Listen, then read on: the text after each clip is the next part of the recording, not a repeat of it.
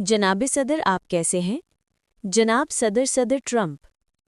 जनाब सदर, आपके मंसूबे के मुताबिक हमास के बाद फ़िलिस्तीनी अथॉरिटी गज़ा का कंट्रोल संभाल सकती है। क्या आप वज़ाहत कर सकते हैं कि इस इक़दाम का मकसद क्या है? जबकि इज़राइल के मुताबिक वो दहशतगर्दों को तनख्वाहें देते हैं, वो दहशतगर्दों को पैसे देते हैं। इज़राइल के मुताबिक। मेरा नाम लिबी है।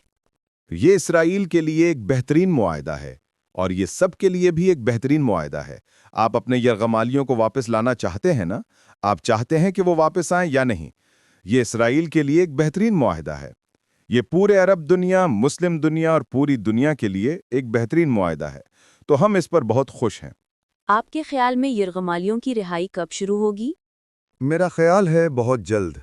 इसी वक्त मुज़ाकरात जारी हैं। उन्होंने मुज़ाकरात शुरू कर दिए हैं। ये 2-3 दिन तक चलेंगे।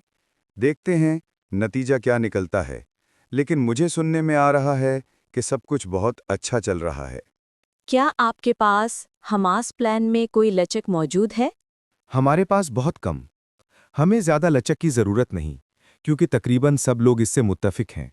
अलबत्ता मामूली तब्दीलियां तो हमेशा होती हैं, लेकिन मैं आपको बताऊं, हमास प्लान हैरानकुन है।